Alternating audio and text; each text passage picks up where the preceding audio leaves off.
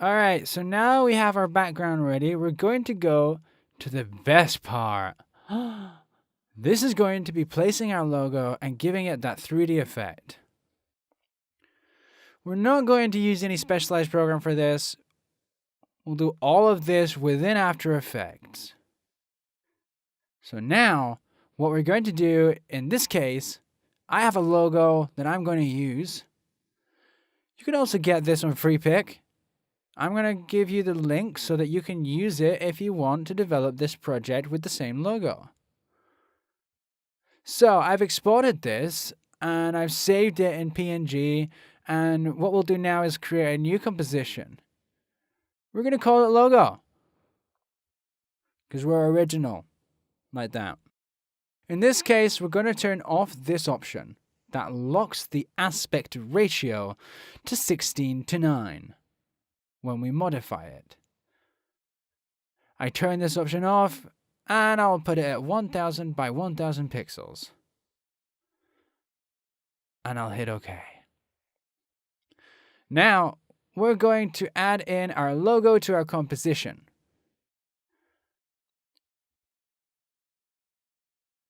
I'll hit on the S key to modify the scale.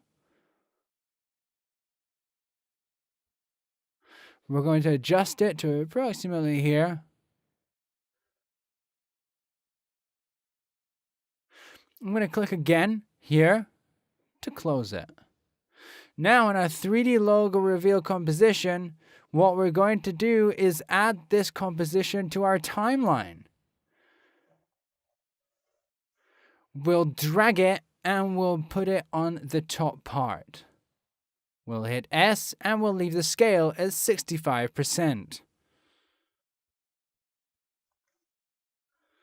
There we go. This is how we have it. Now we're going to add in some effects.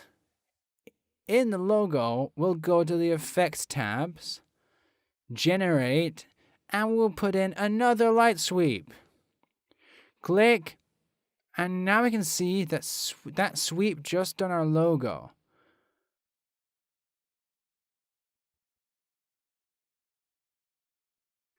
The shape, we'll leave it at sharp, minus 30 degrees in direction, and we're going to move it to about here. The width of the sweep can be at 450. And in the intensity, we can put in 18.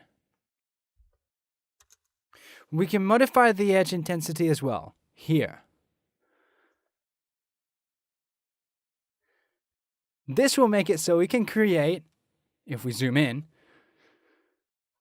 and I'll put it at full resolution so we can see it at full quality. Okay, let's take this effect away, click, and we can see how our logo was originally. When we activate it, we're going to see that we get a little bit of an edge with this effect.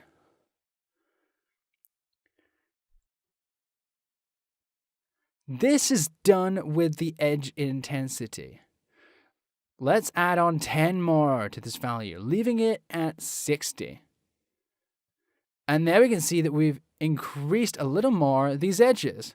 So yeah, you can modify the values however you feel.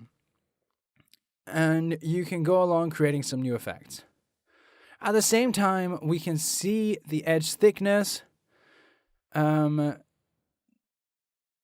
We're going to change this to 5. And we can see that we've increased the thickness a little bit more. In the light reception, we're going to leave it on add. Because if we put it on cutout, we're going to see it like this. This is a nice effect as well. You can use it in your projects if you want. But in this case, we want to be able to see our logo. So in light reception, we're going to put in add. All right, there we have it ready. And now we'll convert it to 3D. Let's go now here to activate this option here. We're going to see that we get this icon called 3D layer. When we activate this option, it's going to let us manipulate a layer in 3 dimensions. So let's zoom out and we'll place 2 views. Click there. If you've ever worked with any kind of 3D program, we can generally use it to 4 views, and there's no difference here. But in this case, we're just going to be using 2 views. In this view, we're going to put it on top, so we're going to be able to see it from the top. We're going to get the same thing. Why? Obviously, there aren't any 3D layers. And when we look at this from the top view, we can see the same thing as with our active view. Because obviously, there's no 3D dimensions. So, on the logo, for example, we're going to see the options. And in transform, we only have X and Y. Nothing else. But if we activate this option, we now have X, Y, and Z. In this case, so X and Y and Z. Let's zoom in and we can see that we have a modifier for X and Y. Here we have X and Y and Z. But we're only going to modify, at this moment, X and Y. We even get the rotation option that we're going to use later on. Here we have the options, and what we're going to do is create that extrusion. I'm going to hit Ctrl D, and I have to modify on the Z-axis 3 values backwards. Let's zoom in and let's go to this part here, more or less. We're going to hit the P key, and we can see that the Z-axis is on 0. We're going to change that to 3, and there we have it at the back.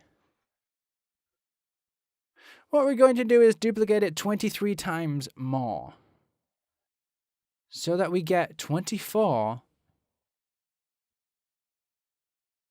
in extrusion. So Ctrl D a bunch of times. Just go for it. Right now I have 6. Let's go up to 23. Just pressing Ctrl D. We can also go to edit and duplicate, but it's quicker to do with Ctrl D. Let's see up to how. Now we have 21 because this one is the original. We have to put this one and the ones at the back, obviously, they're extruders. Although the logo is on the bottom, it's still going to be seen at the front because we're going to modify the Z-axis. And when we do this, we're practically leaving it at the back. We're going to add in another one and some more. And then we have 23. Woo! Party! Now we're going to double click here on the compositions title. Double click. And we can see that the timeline is in the whole workspace. We'll hit Shift while pressing this last layer. And I'll go to the top one to select them all. We'll hit the P key. This way, we'll be able to easily modify the Z-axis of all of them. I'll hit P. There we go. We get that. And here we can see that we've gained a value of 3. Plus 3, so that's 6. And here we'd put in 9, then 12, then 15, then 18, then 21, then 24, 27, 30, 33, 36, 39, 42, 45. I'm going to move this along a little bit because, it's a bit boring. There we go. Now we've modified all of them. I'll hit the P key again to close, and I'll double click on the title again. And we'll see now in our top view that now we have a perspective. Now we're going to do this. We're going to select all of these logos that we've duplicated from here to here. So from here to here. Not this one, because this one's the original. I'm going to click on the last duplicate, and we're going to go to the first one pressing Shift. And what we're going to do is anchor them to the one at the front. We're going to anchor it, and all the animation we do to this logo in the front will automatically go to the rest. It's like they're going to follow the original, the leader. So now we're going to go clicking the first one of these in Effects. So in Effects, Generate, Fill. Let's click on the color.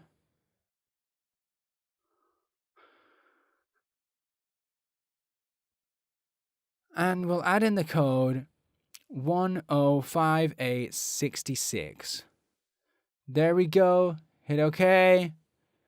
We'll copy that effect with Ctrl-C. Press Ctrl-C. We're going to select from number 1 to number 23. Ctrl-V. And we've just pasted this fill. How awesome was that? How cool was that, guys? We did it. We did it. It's necessary that we do that, though. We're going to see here when we put the camera on. To finish this part, we're going to have to select lastly, and we're going to place this option called Shy.